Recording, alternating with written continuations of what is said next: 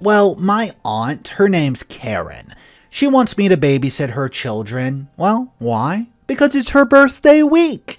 But you will not believe what happens after that week, what happens after that month, and what happens after that year. Kindness may not necessarily come from one's siblings or family members, but those divinely sent. Well, I've learned not to depend on any family members or siblings for survival. I grew up in an average family of 5. Things were not really going well with my family. My mom was involved in a ghastly accident, and the family spent all we had on her treatment. In this same process of getting my mom back to normal state, my father lost his job and everything turned out bad. My family decided that I should stay with my aunt, Karen, who just had her baby due to the fact that things were not going on as expected. My father made this decision together with my mom so as to ease the burden of the cost of living in the family household. I moved in with my aunt when I was in my second year in high school. I was walking about 3 kilometers from home to school because, well, my aunt told me she could not afford to transport me. Meanwhile, I knew she could afford the transport fare, but she was not ready to help me with the fare. I got used to walking to school from home every morning, and this aided my punctuality as I was never once late for school. I'm always out the house at exactly 6 a.m. After carrying out numerous house chores, which include getting her kid ready for the day, as well as preparing breakfast for the family. My aunt would not accept waking up late as an excuse for not preparing breakfast before 7. She would wake up in the morning, take her bath, and walk majestically down those stairs to the dining table to devour her breakfast like a ravenous beast. Right on her seat, she would be ordering me around to either get the baby ready for the day, water the gardens, ensure everywhere's clean before I take my bath, and walk to school with or without breakfast sometimes.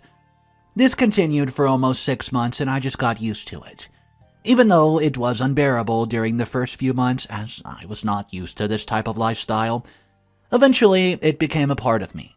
I've been able to derive joy from carrying out these chores. I'm always the first person to step out of bed and the last person to go back to bed late in the night. My aunt's husband, Mr. Douglas, was just the opposite of my aunt. He was a perfect gentleman, a dream partner of any woman. He condoned my aunt's morally offensive behavior even when she was deliberately making life a hell for him. I could confirm that my aunt was testing the patience of this poor man, and he tried everything he could to avoid any case of domestic violence, because he knew the repercussions won't be favorable towards him. He allowed my aunt to have her way for the sake of the children. One fateful evening, though, my aunt came back from work only to start ranting and shouting at the poor man who was just sitting on the couch and staring at her with the way she was unleashing this madness in her. Mr. Douglas, instead of retaliating, took his car keys and drove out of the house. My aunt was panting around the house and waiting and not hesitating to insult anyone that would come near her. Despite everything, Mr. Douglas would still provide for the household, pay the necessary bills, and would still give my aunt a reasonable amount, which is to be paid to the nanny that Mr. Douglas thought was always coming to the house after the children are back from school. This amount, though, would go directly into my aunt's purse. After all, she's gotten a nanny for her kids, which is myself. Each month, my aunt's husband would always credit her with a substantial amount of money for her upkeep, despite the fact that she was earning a huge sum from the organization she was working with. My aunt would use all these tangible amounts of money to shop the latest outfits in stores. She once bought a Gucci bag that was worth $11,000. And when her husband questioned her, she insulted the man and told him she needed the mini bag for a different shade of Gucci products themed birthday party. She told her husband that she cannot afford to carry a cheap Gucci bag, whereas the last Gucci bag she bought was about $7,000. On another occasion, she ordered a Louis Vuitton kit, which contained an expensive jacket, a handbag, heels, and sunshades, all designed by famous Louis Vuitton. These cost at least $30,000, and she was so pleased with the outrageous amount, and at the same time eager to try her new wear, which she would wear to another party as usual.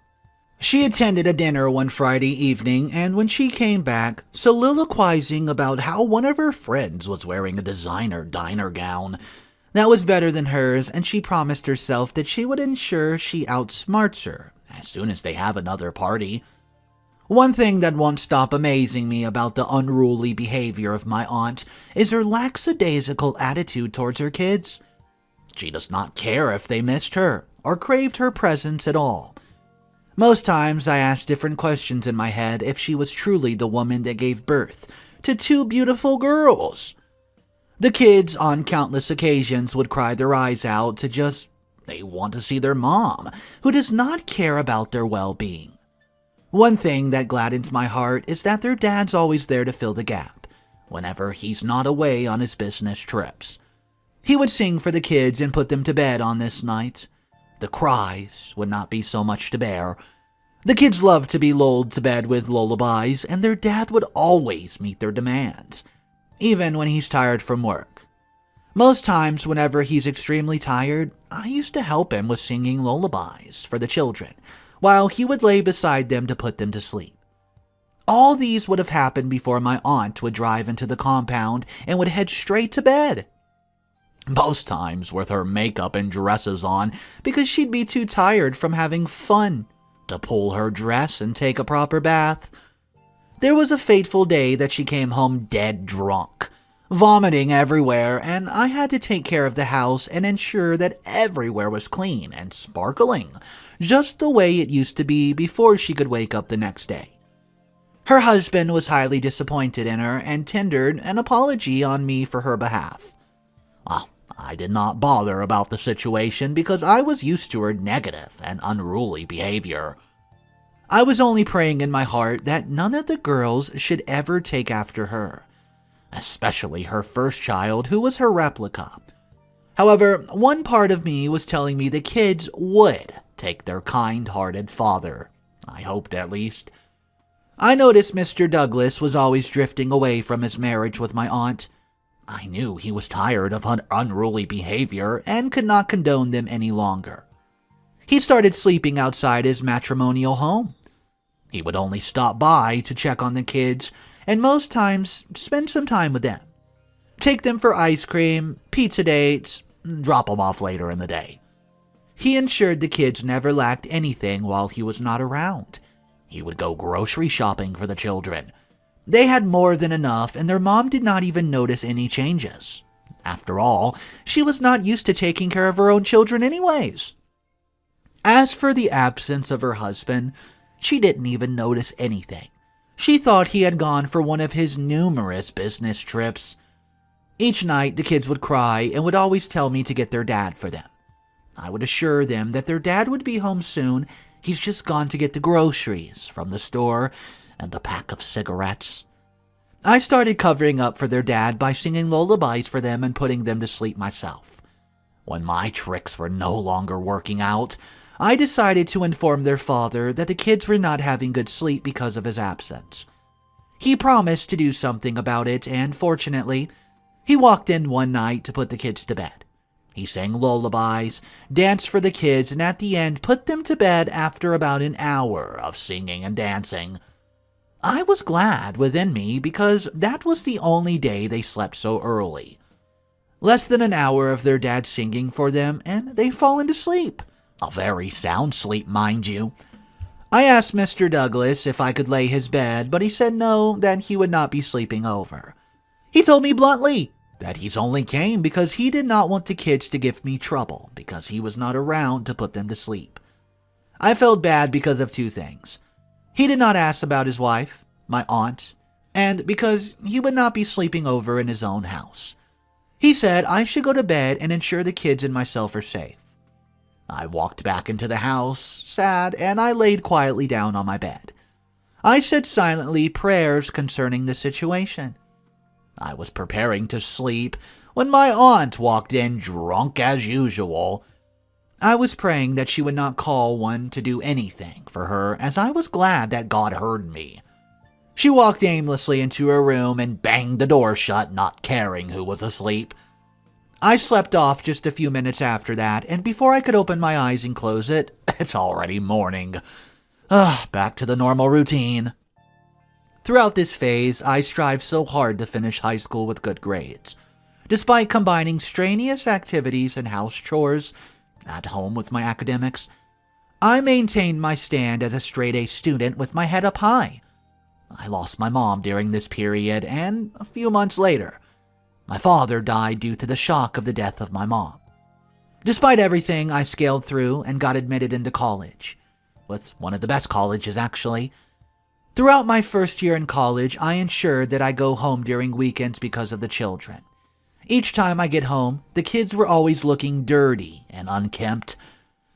Their mom employed a nanny who would only eat to her satisfaction and would leave the kids unkempt. I would ensure the kids were well taken care of till I would leave the house on Mondays. When things were not going as planned with the nanny, I decided to go to school from home every day. Mr. Douglas was glad about this decision, and he placed me on a monthly salary.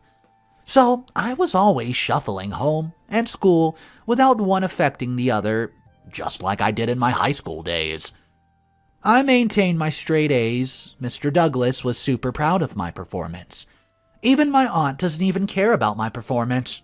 Throughout this phase, my aunt's husband had already filed for a divorce, as he could no longer stay in the marriage. The postman brought the letter from the court with my aunt's name attached. I handed that letter to her when she came back from work. She shouted as soon as she read the contents of the letter. I went to her because I thought something bad had happened to her. I read the contents of the letter, and I could see that Mr. Douglas has filed for a divorce. She was being summoned to court in 3 days. I was not sure if she was happy or sad because she walked briskly into her room and shut the door from behind. On the day of the hearing, she dressed so gorgeously, like she was attending one of her unending parties. She came back from the court only to inform me that the court approved the divorce due to the allegations that were laid against her, which turned out to be true. So, after the divorce process, my aunt went back to her normal life, drinking alcohol excessively, neglecting the kids as usual. Everyone was hoping she would change after the whole process, but the situation did not change at all. She left the kids in my care and would party all night like there's no tomorrow. The kids were leaving their lives and were always glad to see me around them. I continued with my daily routine of combining the children and school, and I scaled through. After graduation, I came back home to face the kids squarely, since I've not gotten a job yet. Mr. Douglas got me a job, and that was the happiest news of my life. Despite being happy with the job I was offered, I was still worried about the well-being of the children. I explained the situation to Mr. Douglas, and he assured me that I would only work during the school hours of the kids. Olivia, the first daughter, was already 10 years of age, while her little sister, Mathilda, was 5 years old. I explained the situation to them, even though I was not sure if they understood what I was trying to say. Anyways, we changed our routine to waking up an hour before the normal time so as to catch the bus at the nearest bus station. Everybody at the bus stop thought I was the mother of these beautiful kids, and would always commend my efforts for taking good care of them, even though I was working. The kids got used to this lifestyle, and I was glad that they coped. The bus would stop at their school before heading to my place of work. The kids, though, they would not alight until I placed kisses on their little foreheads. This is always funny, as everyone in the bus would laugh at my little creatures, and after school, they would be waiting for me to come pick them up. I would board a bus that would stop at the nearest bus stop of their school, rush to pick the kids up as they'd be waiting to welcome me with hugs and kisses. We would then board another bus that's heading towards our home. These kids were always ready to assist me in the kitchen with the joy in their heart. Days turned into weeks, weeks turned into months, and months turned into a whole year after the divorce. My aunt was busy being a sugar mommy of life. She spent all she had and could not even concentrate on her job. Meanwhile, it was just a few weeks to her 47th birthday, and I knew she was going to throw a big party. The funniest part is her birthday week would be the same week as the summer holiday for the children. I got to work a week before the birthday, only for my boss to tell me that I would be attending a 1-week summit, which means I would not be around for their birthday as well to attend the children. Before I closed for work, my aunt walked into my office just to inform me that I would be staying with the kids since they would not be going to school for a whole week, because, well, it is their birthday. I told her it's not possible as I'm attending a 1-week summit on behalf of the organization I'm with. I told her she could take the kids along with her since it's their mom's birthday. At least they would feel their mother's love for once. She walked away angrily from my office, and I acted like I did not care about anything that would transpire. When I got home from work, she was already waiting for me, and I made her understand that I've been taking care of the kids for more than 10 years, even when I was combining taking care of the children with school. The following week, I packed my bags to attend the summit. I'd already informed the kids that I would be away for a week, and their mom would be around to attend to them. I could sense a feeling of displeasure in Olivia, but I told her not to worry, that their mom would take good care of them even more than I do. I went for the summit with my heart beating very fast because, well, I don't trust my aunt. Just as expected, my aunt messed the kids up. She fixed her birthday and left them to attend themselves 3 days after I left home. The kids were so young to be left alone. They have really disrupted the house, and Olivia and her sister were starving, so they decided to fix something for them. The next thing the neighbors would see was the house was on fire, and they were hearing the cries of Olivia and Mathilda. They dialed emergency numbers and they came to their rescue. They were able to get the children out alive, even though they've been injured. My aunt was summoned to court the following week. She was found guilty. Neglect and nonchalant attitude towards the children, which led to divorce, and this time she endangered the life of children. Well, guys, I'll end this story by telling you this. My aunt lost the custody of her kids. She lost her marriage. She lost her job.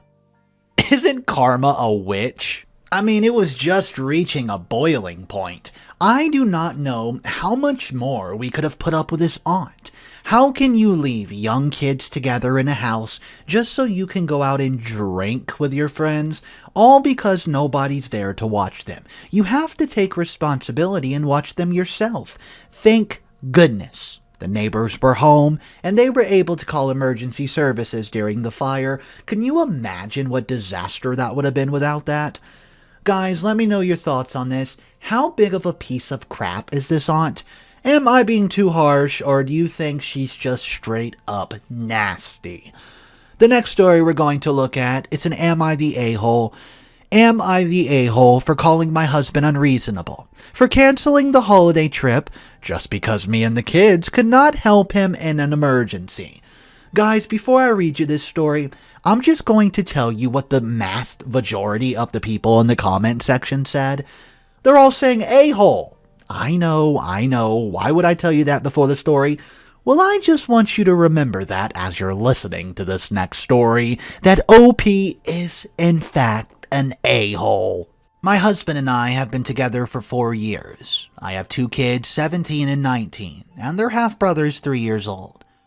This past week, my husband had an emergency. His dad had a medical emergency and wanted someone to watch our son. He asked my older son and he refused because he was going out with friends. He also asked my daughter, but she locked herself in her room to study. I was at the restaurant with my brother, meeting his girlfriend for the first time. Well, my husband ended up taking our son with him to the hospital, and his mom watched him from there. He came home and was lashing out at everybody, calling us selfish and unfeeling. I tried to explain that kids were busy, but he told me to get the F out with that bull crap, because my older son could have just skipped that hangout session and watched his brother. And my daughter could have watched her brother while studying instead of locking herself in her room. He scolded me as well, but I told him I could not leave lunch with my brother since he was visiting town, and this was my only chance to meet his girlfriend. He yelled some more and told us that he was canceling the family holiday trip for Christmas this year. The two older kids were upset and said it was unfair. I called him unreasonable to cancel the trip and punish the children, and possibly me. He refused to discuss it, and now me and the kids aren't speaking to him, and he's saying good riddance. Okay, here's an update. My husband just told us that he'll be spending Christmas with his family, saying he needs to be around his dad. The kids said they'll just go to their dad since they and my husband are still not talking. Neither of the kids are happy with how things turned out, so I feel like things have gotten completely out of hand and the problem got much larger. He's now choosing to basically abandon us on Christmas and also keep our son away from me and all his siblings. Guys, I think you understand now why I said that OP was the a-hole and so did all the other comments before I read you the story. Can you believe the nerve? Guys, I feel incredibly sorry for OP's husband. The guy was going through an emergency and his children had nothing better to do than just saying, I'm not helping you, Dad. I'm sorry. I'm going to go hang out with my friends. And oh, little Miss OP can't come back from her lunch to watch after the children when there's literally a medical emergency. I don't know, guys. Let me know your thoughts about this one. I'll go ahead and read one in the comments and then we'll wrap this up. You are the a-hole. Let's fix the post. My husband canceled our holiday trip because my kids and I are unreasonable. And he just found out that we can't care less about him or his family. There, that's a better title for you. So guys, let me know your thoughts on this one. Am I being harsh on this one as well? Is OP maybe just misunderstood in what she was trying to say? Drop your comments down below, guys. Thank you so much for joining in. Smash that like button, subscribe to the channel, go follow my Instagram. All the links are down below. Have a wonderful day. I'll catch you in the next one.